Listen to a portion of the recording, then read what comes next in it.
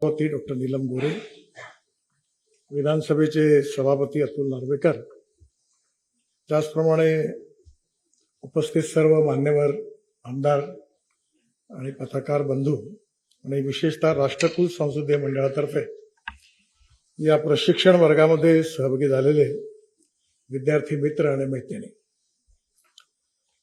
मला अतिशय आनंद झाला की ज्या सभागृहामध्ये शिकण्याकरता मिळालं त्या सभागृहामध्ये पुन्हा एकदा येण्याची संधी मिळाली. विधान परिषदेचं सभागृह हे मी आयुष्यात विसरू शकत नाही, कारण 18 वर्ष जे काही आज मी कमवू शकलो, मिळवू शकलो, तो सगळा अनुभव या सभागृहात मिळाला. मी सभापती राम शिंदे आणि नीलमताईंना धन्यवाद देईल की त्यांनी हा इतिहास संकलित केला. आणि हा याकरता महत्वाचा आहे की राष्ट्रकुल संसदीय मंडळाच्या वतीने दरवर्षी अधिवेशनाच्या दरम्यान या ठिकाणी अनेक विद्यार्थी येतात. आणि मी ज्यावेळी 10व्या वर्गात होतो त्यावेळी बाळासाहेब भारदे या ठिकाणी सभापती होते. त्यावेळी एक विद्यार्थी म्हणून त्यावेळी मी या सभागृहात आलो होतो, त्याची मला आठवण झाली. आजचं हे सभागृह होतं विधान परिषदेचं आज जे आहे. मी ज्यावेळी सदस्य बनलो त्यावेळी आमच्या नागपूर विभागातून देवेंद्रजींचे वडील गंगाधरराव फडणवीस हे आमदार होते आणि त्यांच्या आकस्मिक निधनानंतर झालेल्या पोटनिवडणुकीत मी विधान परिषदेत निवडून आलो.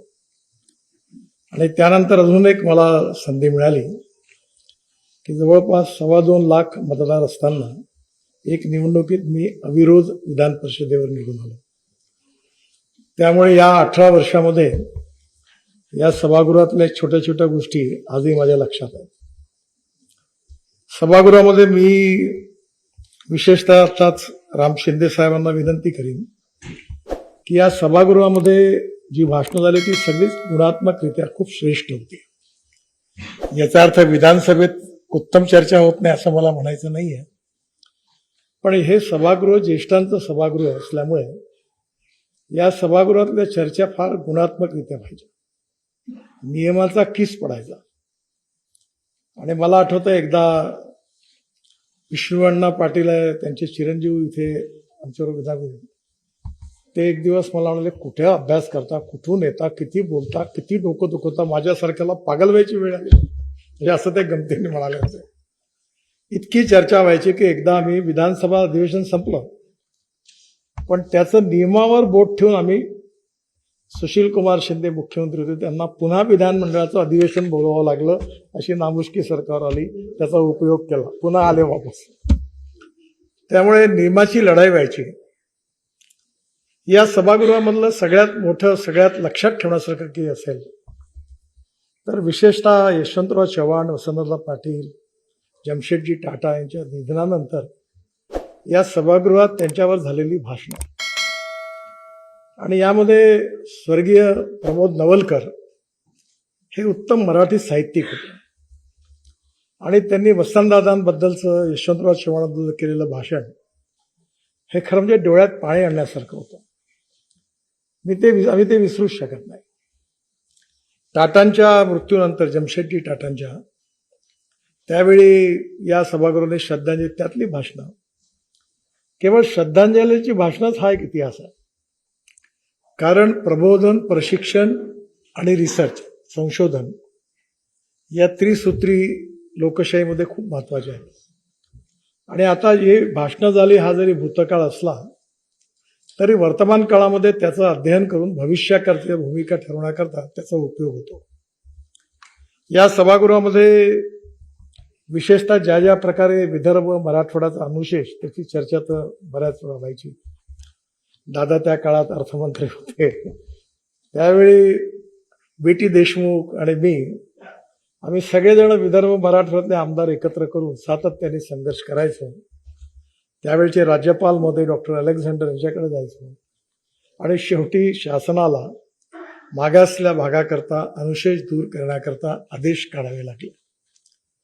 मला एक गोष्ट लक्षात आली की काही वेळा अशी स्थिती आली की एखादा मंत्री जर आपल्या विभागात काम करू शकत नसेल तर तो आमच्या कानात सांगायचा की तुम्ही प्रश्न विचारा किंवा लक्षवेधी लावा, मी उत्तर देतो. कारण ते जर रेकॉर्डवर आलं तर ते सरकारला करावं लागायचं, पण त्याला डायरेक्ट करण्यामध्ये अडचण होती. म्हणजे जे मंत्रीही करू शकत नाही ते या सभागृहातल्या प्रश्नांनी आणि लक्षवेधीने अनेक गोष्टी साध्य झाल्या. विशेषतः शेतकऱ्यांचे प्रश्न असतील, साहित्य, संस्कृती, कला, शिक्षण या सगळ्या विषयामध्ये विस्तृतपणे चर्चा व्हायची आणि ही चर्चा अतिशय गुणात्मक व्हायची. स्वर्गीय जयंतराव टिळक सभापती होते, ते उत्तम पत्रकारही होते. त्यांचं वर्तन, व्यवहार हा लोकशाही परंपरांना आदर्शित करणारा होता. त्यानंतर गवई साहेब होते, नासो फरांदे होते, सूर्यबान वहाडणे होते. या सगळ्या काळामध्ये मला या सभागृहात काम करण्याची संधी मिळाली आणि एक नवीन निवडून आलेला आमदार म्हणून आणि नंतर विरोधी पक्षनेता म्हणून देखील काम करण्याची संधी मिळाली. एक वेळा सभागृहात असं झालं की विलासराव देशमुख आणि प्रबोध नवलकर यांच्यात चर्चा सुरू झाली प्रश्नोत्तराची. हे प्रश्न विचारायचे एक वाक्याचे, ते एक वाक्याचं उत्तर द्यायचे. असं करता करता 5-7 मिनिट झाले. कारण विलासराव हे अतिशय उत्तम वक्ते होते आणि नवलकरही अतिशय उत्तम आणि अभ्यासू वक्ते होते. शेवटी जयंतराव टिळक उभे राहिले आणि म्हणाले, सामना बरोबरीत संपला. दोघांचं कौशल्य, एकाचा प्रश्न विचारण्याचं आणि एका उत्तर देण्याचं, हे त्या काळात बघायची संधी मिळाली. या सभागृहामधल्या अनेक चर्चांमध्ये विशेषतः सभागृहात अनेक ज्या सूचना झाल्या त्या सरकारने स्वीकारल्या. याचं कारण त्यात पक्षीय अभिनिवेश नव्हता. खरं म्हणजे लोकशाही आपली ज्या 4 स्तंभावर उभी आहे, एक म्हणजे इंडिपेंडेंट, इम्पार्शल आणि फेअर ज्युडिशरी, दुसरी आपली लेजिस्लेटिव्ह विंग, तिसरी एक्झिक्युटिव्ह विंग म्हणजे आपले अधिकारी, आणि चौथी जी आहे ती मीडिया आहे. आणि हे 4 स्तंभ जे आहे यांच्या संविधानाने आपल्या अधिकार आणि कर्तव्य, जबाबदाऱ्या स्पष्ट केलेल्या आहेत. आणि त्याप्रमाणे काम करत असताना विशेषतः सभागृहामध्ये ज्या चर्चा होतात त्यात पक्षीय अभिनिवेश दूर ठेवून राज्याच्या आणि जनतेच्या हिताकरता अनेक वेळा अनेक निर्णय घेत असताना या सभागृहाच्या चर्चा अतिशय उत्तम रीतीने आपल्या राज्याकरता उपयोगी ठरल्या. खरं म्हणजे एवढं मोठं पुस्तक निघालं आणि मला आता त्या काळातले योगेशजी आणि विलासजी हे दोघं त्या काळात होते एवढे माझ्या लक्षात आहे. पण आता त्यावेळेचे कोणी आमदार बहुतेक आता आहेत नाहीत ते लक्षात नाही. पण एक या सगळ्या इतिहासामध्ये अनेक लोक काळाच्या ओघात निघून गेले. कारण ज्याचा जन्म होतो त्याचा मृत्यू अटळ आहे, हा यावतचंद्र दिवाकरून नियम, याला कोणीही अपवाद नाही. आणि म्हणून तो जीवनात जगला किती यापेक्षा जीवन जगला कसा हे जास्त महत्वाचं आहे, असं लोकमान्य टिळकांनी सांगितलं आहे. त्यामुळे संसदीय लोकशाहीच्या इतिहासामध्ये जनतेकरता, रयतेच्या कल्याणाकरता ज्या लोकांनी या ठिकाणी अतिशय प्रभावीपणे आवाज उचलला, त्या सगळ्यांचं जे काही एकंदरीत चित्र आहे, जे आपण सगळ्यांनी या ठिकाणी जे मांडलं आणि ज्यात सरकारने संवेदनशील सरकारने निर्णय पण घेतले आणि त्याचे परिणाम समाज मनावर अनेक ठिकाणी बघायला मिळाले. दुष्काळाची स्थिती आली तर अनेक वेळा अनेक मार्गाने आवाज उठवला, अनेक वेळा संघर्षाचे स्वरूप आलं. या सभागृहामधली एक सुंदर गोष्ट आहे की त्या काळामध्ये छगन भुजबळांच्या नेतृत्वाखाली पहिल्यांदा शिवसेना फुटली आणि त्यावेळी 7-8 आमदार जे शिवसेनेत ते गायब झाले होते, कुठेच नव्हते. कुठे गेले कोणाला माहिती नव्हतं. आणि अचानक त्यावेळी सुधाकर नाईक मुख्यमंत्री होते आणि अचानक ते सगळे आमदार या विधानसभेत ते मागच्या दाराने एकदम प्रकट झाले. त्यावेळी विरोधी पक्षात आपल्यातून आमदार फुटले याबद्दलची नाराजी होती. सत्तारूढ पक्षात त्यांना संरक्षण होतं आणि त्याच्यात भरपूर गदारोळ झाला आणि मग शेवटी चर्चा अपूर्ण आली, पण सभागृह स्थगित झालं होतं. अशा अनेक गोष्टी. आणि पदमसिंग पाटील बहुतेक गृहमंत्री होते.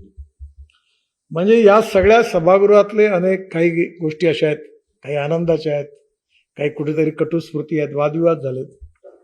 पण एक गोष्ट मात्र महाराष्ट्राची विशेषता आहे आणि तुम्हाला ही महाराष्ट्रात राहून कधीच लक्षात येणार नाही. मी जेव्हा लोकसभेमध्ये होतो तेव्हा मनोहर जोशींचा एक सत्कार झाला. त्यावेळी शरद पवार साहेबांना आम्ही सगळे एकत्रित मुंबईला होतो. तर मुलायम सिंग यादव ते आता वारलेत, मोठे नेते होते. ते मला म्हणाले, नितिन तुम मनोज जोशी के सत्कार में तुम और शरद पवार साथ में थे? बोला हाँ। बोले आपके यहाँ ऐसा होता है? बोला हाँ होता है। बोले कैसे होता है? बोला हमारे अच्छे संबंध है, राजनीति अपने पास है, मैं अपनी पार्टी और विचारधारा छोड़ता नहीं, वो अपनी छोड़ते नहीं, उनको जो करना है वो करते, मुझे करना है वो मैं करता हूं, दोनों की मर्यादा भी स्पष्ट है, पर व्यक्तिगत संबंध कभी बुरे नहीं होते, दुश्मनी नहीं होती, अच्छे संबंध रहते. आणि त्यांना याचं आश्चर्य वाटलं. आणि म्हणून मला दोन गोष्टी आठवतात की आपल्या महाराष्ट्रातली सगळ्यात मोठी संसदीय परंपरा चांगली होती, ज्याच्यात यशवंतराव चव्हाणांपासून त्यानंतर वसंतदादा पाटील, शरद पवार साहेब आणि सुधाकरराव नाईक आणि मनोहर जोशी या पाचही मुख्यमंत्र्यांच्या काळामध्ये मी बघितलं की विरोधी पक्ष आणि सत्तारूढ पक्षामधले जे संबंध होते ते खऱ्या अर्थाने लोकशाहीत काम करणाऱ्या प्रत्येक आमदाराकरता आदर्श होते. त्या संबंधात कटुता नव्हती कुठेही, आणि आजही तशी चांगली स्थिती आहे. पण त्या काळामध्ये जी प्रथा परंपरा महाराष्ट्राने प्रस्थापित केली, ही तुम्हाला आश्चर्य वाटेल, ही प्रथा आज देशातल्या अनेक राज्यात नाहीये.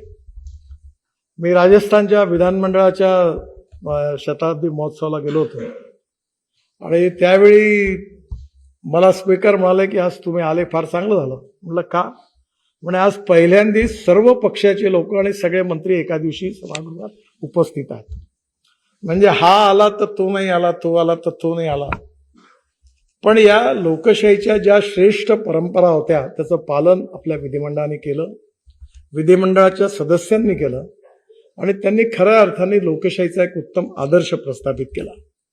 आणि त्यामुळे तेव्हापासून ही प्रथा सुरू झाली की जी भविष्यातली पिढी आहे तिचं जर प्रशिक्षण चांगलं व्हायचं असेल तर आपल्याला खऱ्या अर्थाने राष्ट्रकुल संसदीय मंडळाच्या मार्फत त्या सगळ्यांच्या प्रशिक्षणाची व्यवस्था केली पाहिजे. आणि त्यातून मग हे शाळेतले महाविद्यालयातले मुलं या ठिकाणी यायला लागली आणि मग त्या ठिकाणची अनेक इतिहास भाषणं, प्रश्नोत्तर खूप काही शिकायला मिळतं. मी एका पत्रकाराला, मोठ्या पत्रकाराला गमतीने विचारलं की तुम्ही पत्रकार आहात, चांगला प्रश्न विचारा, पण तुम्ही क्रिमिनल लॉयर नाही आहात. एखाद्याला अपमानित कसं करता येईल, त्याला खाली कसं दाखवता येईल, असे प्रश्न विचारून तुम्हाला वाटत असेल तुम्ही खूप मोठं काम करता, पण तुमची पब्लिक इमेज बिघडणार.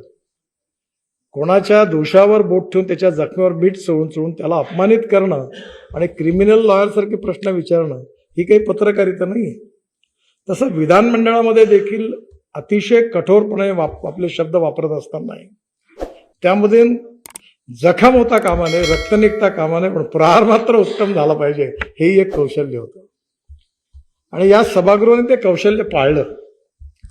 विठ्ठलराव हांडे त्यावेळी आमच्या विरोधी पक्षनेते होते, दिवा पाटील सभागृहामध्ये होते, बी.टी. देशमुख होते, प्रमोद नवलकर होते, मनोहर जोशी त्यावेळी होते, सुधीर जोशी होते, अण्णा डांगे होते, आणि या सगळ्या काळामध्ये बी.टी. देशमुख होते. आणि या सगळ्यांच्या काळामध्ये मला आठवतं आपले जळगावचे मराठी कवी नागो महानोर ते आपले सदस्य होते. मराठी साहित्यावर अतिशय सुंदर त्यांची भाषणं तयार झाली. खरं म्हणजे हा एक खूप मोठ्या विचारांचा ठेवा आहे. या भूतकाळातल्या अतिशय उत्तम, कधीही न विसरणाऱ्या अशा स्मृती आहेत. खरं म्हणजे भविष्यातली स्वप्न ज्यांना बघायची असतात त्यांच्या डोळ्याच्या मागे विचार दडलेले असतात. आणि ह्या विचारांची प्रेरणा जी मिळते ती कुठेतरी चांगल्या ऐकण्यातून, चांगला विचार करण्यातून, चांगल्या वाचनातून मिळत असते. आणि त्यातूनच आपल्या सगळ्यांनी प्रयत्नांनी ही लोकशाही प्रगल्भ केली. ती परंपरा या सभागृहाला प्राप्त झाली. मला एवढंच आहे की त्या सभागृहातला एक छोटा सदस्य म्हणून मला राहण्याची संधी मिळाली, काम करण्याची संधी मिळाली. मला त्याचा खूप आनंद आहे.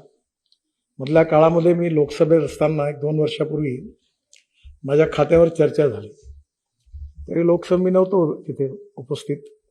त्यावेळी नागपूरला छोट्या मोठ्या कामे, शुक्रवार शनिवार रविवार की नागपूरला येतो. तर त्यावेळी मला ओम बिर्ला साहेबांचा फोन आला आणि ते मला म्हणाले तुम्ही कुठे आहात, तुमच्या खात्यावर चर्चा सुरू आहे आणि तुम्ही नाही आहे इथे नितीनजी. म्हटलं नाही. म्हटलं ते राज्यमंत्री उत्तर देतील. भाई हर व्यक्ति तुम्हारे प्रति इतना अच्छा बोल रहा है और आप सभागृह में नहीं, मुझे अच्छा नहीं लगता, मुझे लगता आपने आना चाहिए. मी लगेच कार्यक्रम सोडून दुपारच्या विमानाने दिल्लीला गेलो. 2 दिवस होतो.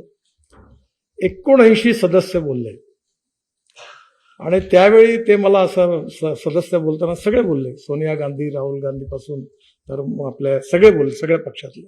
कम्युनिस्ट बोलले, सगळे झाले. तर सगळे सदस्य बोलल्यावर प्रत्येकाने मला धन्यवाद दिले आणि आभार मानले आणि अभिनंदन केलं. ते मला म्हणाले की हा आता लोकसभेचा रेकॉर्ड झाला. तर मी म्हणलं साहेब, हा लोकसभेचा रेकॉर्ड जो आहे हा जरी असला तरी मी ज्या विधानमंडळात शिकलो आणि ज्यांच्या मार्गदर्शनाखाली शिकलो त्या सगळ्या ज्येष्ठ लोकांचं मार्गदर्शन जे आहे, त्या काळातलं वातावरण आहे, त्या काळातलं प्रशिक्षण आहे, ही माझी प्रेरणा आहे की ज्याच्यामुळे मला इथे काही कॉन्ट्रीब्यूट करता आलं. असं तुम्ही जर म्हणत असाल तर श्रेय त्याला. असं हे लोकशाहीचं मंदिर, सभागृह, त्याचं पावित्र्य, त्याचं श्रेष्ठत्व आणि आपल्या विचाराची प्रगल्भता आणि लोकशाहीमध्ये गुणात्मक परिवर्तन करण्याची आपल्या सगळ्यांच्या मनामध्ये असणारी इच्छाशक्ती, त्याच्या आधारावर हा विचार संग्रह भाषण रूपाने संकलित केला आहे सभापतींनी. त्यांना मनापासून मी धन्यवाद देतो. मला दरवेळेला इच्छा असते की आपल्या सगळ्यांशी भेटावं, यावं, पण नेमकं तुमचं अधिवेशन ज्यावेळी असतं त्याच वेळी पार्लमेंट सुरू असते. त्यामुळे मी नेमका दिल्लीमध्ये असतो आणि त्यामुळे भेटण्याची संधी मिळत नाही. पण आदरणीय शिंदे साहेबांनी, निलमताईंनी मला आज ही संधी उपलब्ध करून दिली की आज पुन्हा एकदा जुन्या लोकांचं दर्शन घेण्याची संधी मिळाली. पुन्हा एकदा या सभागृहात आल्यानंतर जुन्या स्मृतींच्या आठवणी पुन्हा एकदा त्या सगळ्या आठवल्या आणि पुन्हा एकदा, कारण इतिहास जो असतो हा भूतकाळातला इतिहास याकरता महत्वाचा असतो की वर्तमान काळात भूतकाळातला इतिहास जर आपण नीट आठवला तर भविष्य काळात काम करण्याची उत्तम प्रेरणा मिळते. हेच त्या इतिहासाच्या मागे असतं. त्यामुळे इथे आल्यानंतर पुन्हा एकदा चांगलं काम करण्याची प्रेरणा हे सभागृहाने आपण सगळेजण भविष्यात काम करण्याकरता मला देतील असा विश्वास व्यक्त करतो. आणि मला आपण बोलावलं याबद्दल सभापतींना, उपसभापतींना धन्यवाद देतो आणि माझं बोलणं संपवतो. धन्यवाद.